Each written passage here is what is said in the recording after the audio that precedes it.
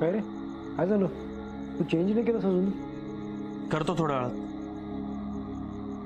काय विचार कसला करतोयस?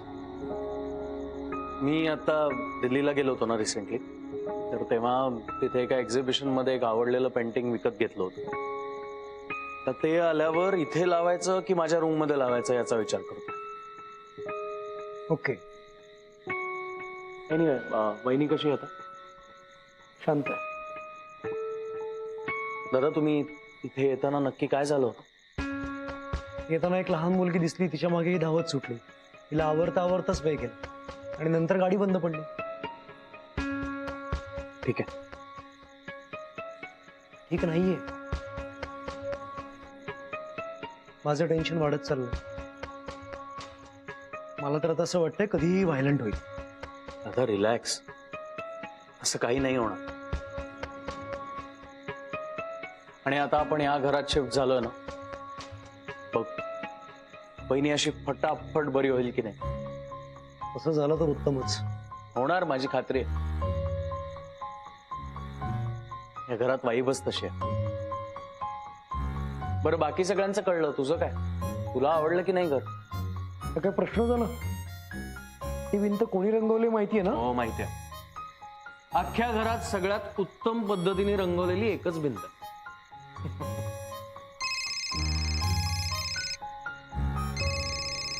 हा माणूस सुखाने जगू देणार नाही. नेता, घे ना फोन, बोल ना एकदा त्यांच्याशी. बोलून काय होणार आहे? कुठून आणून देऊ 35 लाख? तू एकदा बोलून घे त्यांच्याशी. अरे नको, खरंच नको. तू त्याला अवॉइड करत राहिलास तर तो परत परत फोन करत राहणार आहे. हे मी किती वेळा सांगू तुला? नको रे. दे, मी बोलतो. नाही, नको दे. नको आहे, प्लीज प्लीज.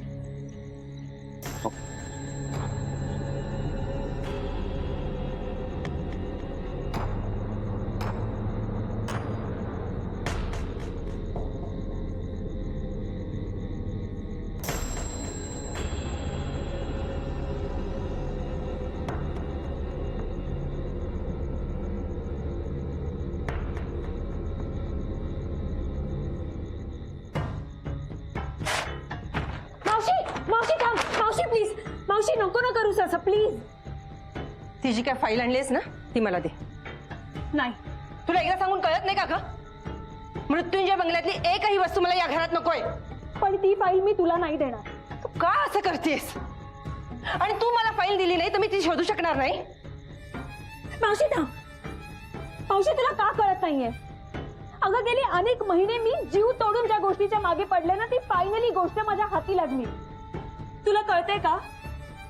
त्या मृत्युंजय बंगल्याच्या मूळ मालकाचं नाव मला कळलंय.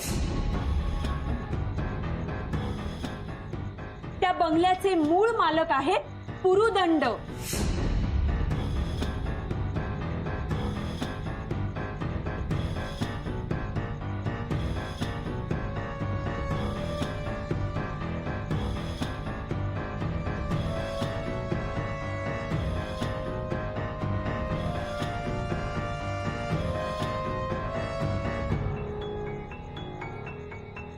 हे तुला कोणी सांगितलं?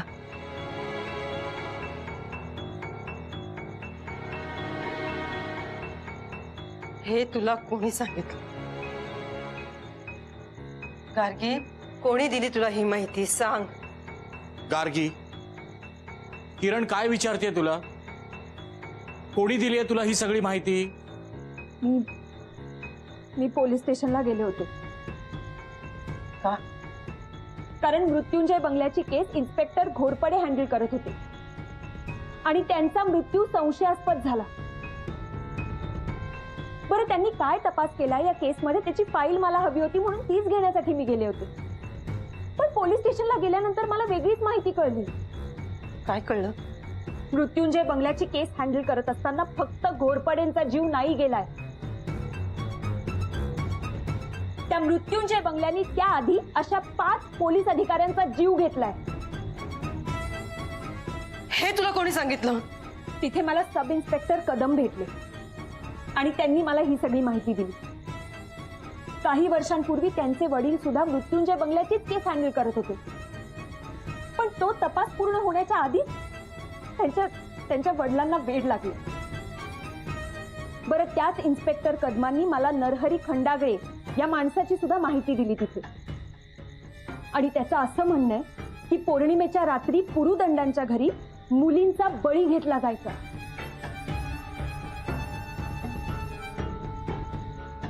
आणि पुरुदंडांच्या घरी अशा 13 मुलींचा बळी घेतलाय त्या मृत्युंजय बंगल्याने.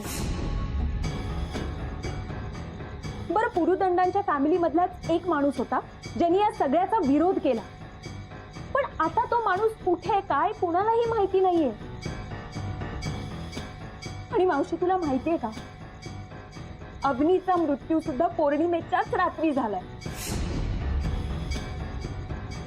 आणि आता मला ही भीती वाटते की कदाचित हे चक्र पुन्हा सुरू झालंय आणि आता ह्या चक्रात निंबाळकर फॅमिली अडकणार आहे. मावशी, तुला कळतंय का मी काय म्हणतेय?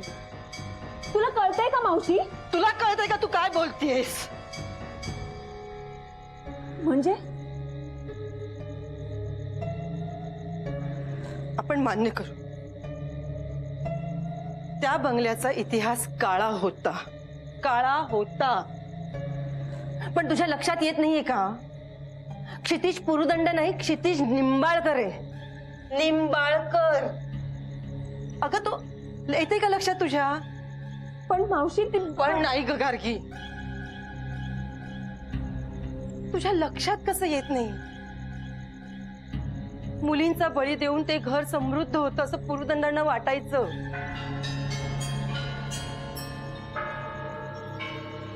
म्हणजे वाटत असेल, पण ते तसंच निंबाळकरांच्या बाबतीत घडेल असं नाहीये ना, हो की नाही?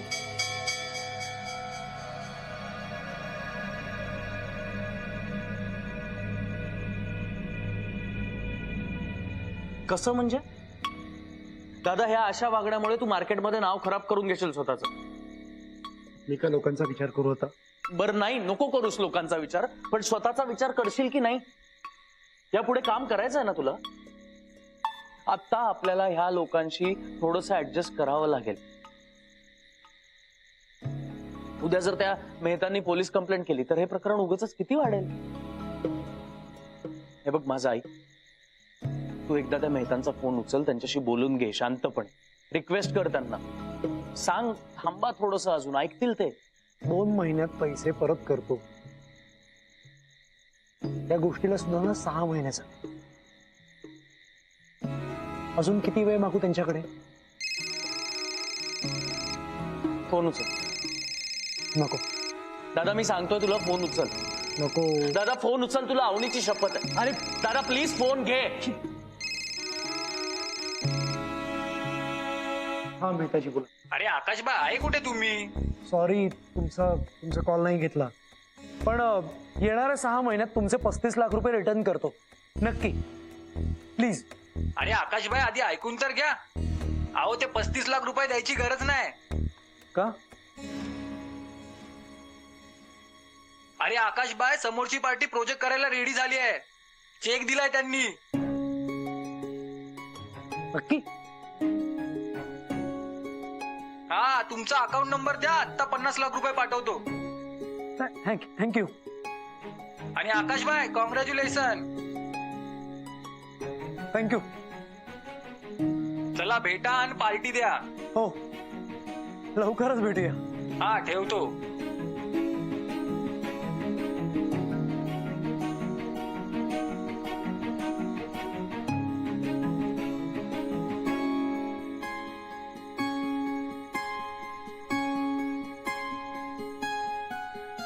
किती चिमटा काढ. चिमटा काढ तू. डील क्रॅक झालाय. काय?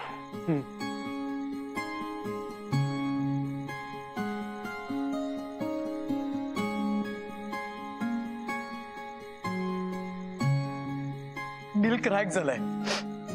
मी दिलेलं प्रोजेक्ट समोरच्या पार्टीने अप्रूव्ह केलाय. 50 लाखाचा चेक पाठवतायत मेहताजी.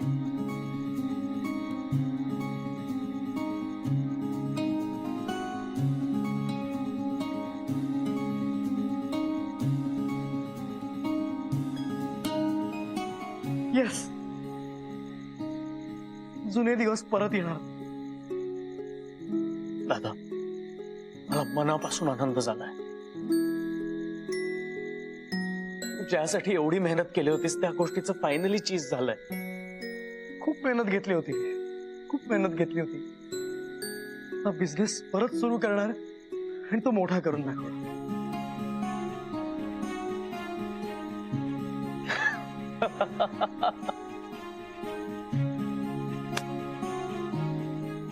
हे घर खूप लकी आहे. हा मृत्युंजय बंगला आपलं गेलेलं वैभव परत मिळवून देणार आपल्याला. मी ही न्यूज साक्षीला देऊन येतो. हा, लगेच येतो.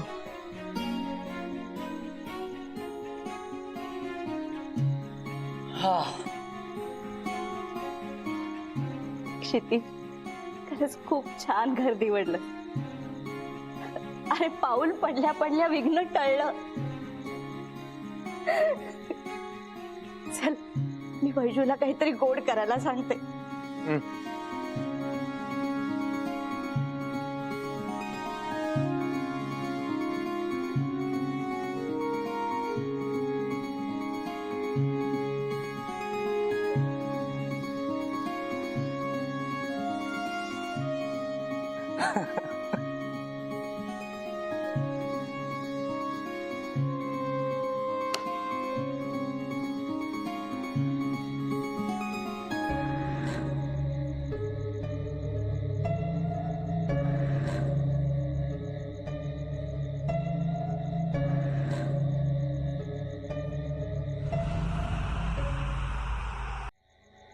आता लक्षात येते का तुझ्या?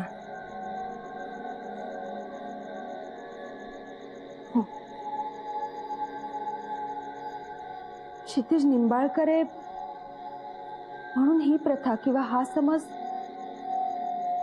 त्याच्या बाबतीत लागू नाही पडणार. आणि तशी मी भेटले त्याच्या घरच्यांना. खूप गोड माणसं आहेत ती. त्यामुळे अग्नीच्या बाबतीत ते असं काहीतरी करतील असं नाही वाटत मला. अगदी बरोबर. आणि एक गोष्ट लक्षात घे, आधी तसं घडलंय म्हणून पुन्हा तसं घडेल असं नाहीये. नाही घडणार तसं विश्वास ठेव माझ्यावर. मावशी, पण ते खंडागळे आहेत ना, त्यांच्या घरी ते बोलत असताना एक विचित्र गोष्ट घडत होती जी ऑब्झर्व केली मी. काय?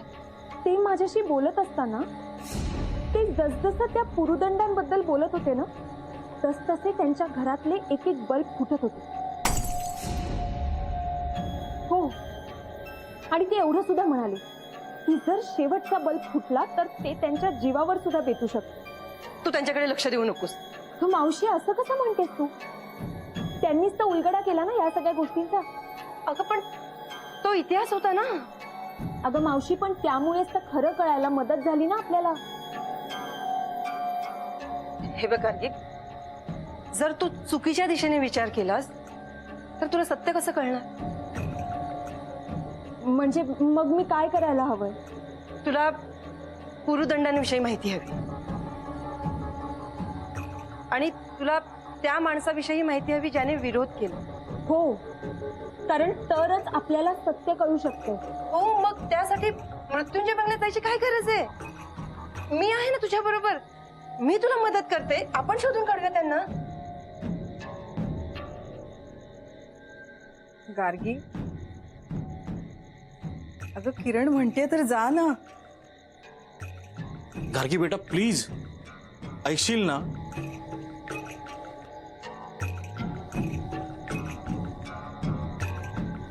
हो, मी ऐकेन तुझं मावशी.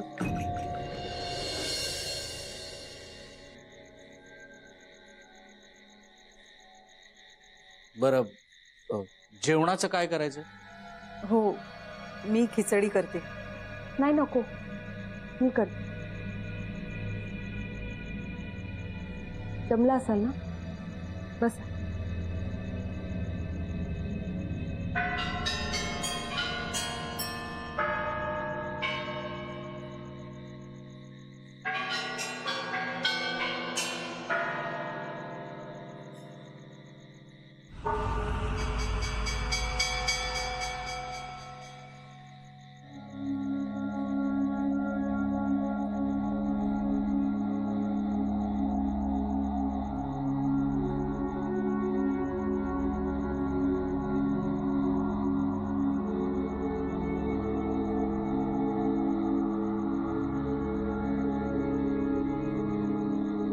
साक्षी,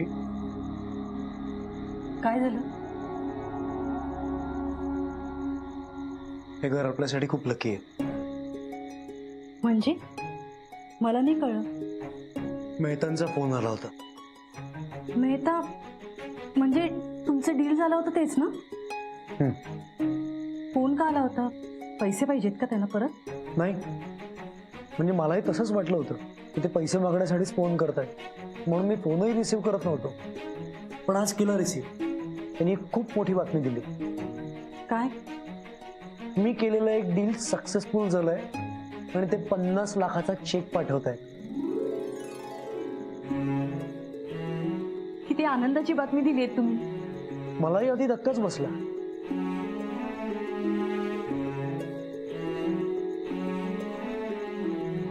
हे डील सक्सेसफुल झालं, खूप छान झालं. पण आधीचे आपले सगळे दिवस खूप वाईट गेले माझ्या एका फसलेल्या डीलमुळे. रात्रीची झोप नाही, नेहमी चिडचिड, आपल्या दोघांमधली सतत भांडणं. मग असं वाटायला लागलं की का जगतोय आपण. आकाश, परत असं बोलायचं नाही हं? अगं एवढं मोठं डील फसलं. गिल्ट आहे मनात त्याचं. माझंही चुकलंच ना. जाऊ दे ना. नाही आकाश, ज्या वेळेला तुम्हाला साथ द्यायला पाहिजे होती त्यावेळेस भांडत राहिले सतत तुमच्याशी. Sorry. I am sorry too. आता नाही होणार असं. माझ्याकडूनही नाही होणार आता.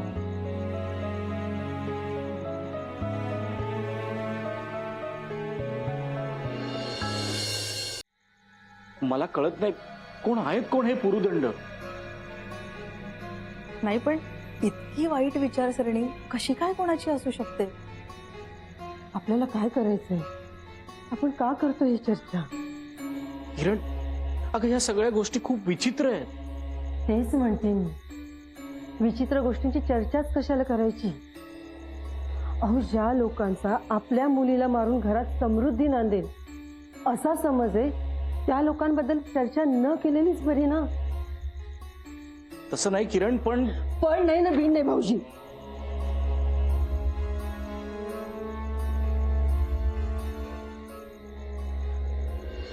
सॉरी, मला एवढंच म्हणायचं होतं, त्या अभद्र गोष्टींची आपल्या घरात चर्चा नको. बरोबर आहे.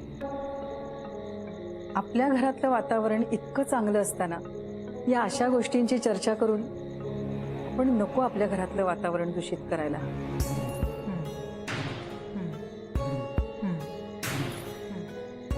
हे बघ किरण, मला इतकंच म्हणायचंय ना की या सगळ्या प्रकरणामध्ये गार्गीनी नक्की स्वतःला कुठे थांबवायचं हे तिला कळायला हवं. ते तुम्ही माझ्यावर सोडा, मी काळजी घेईन तिची. तू आहेस म्हणून मी शांत बसले, नाहीतर अजिबात तिला घराबाहेर पडू दिलं नसतं. अगं, आता इथेच फ्रेश हो आणि जेवून जा ना.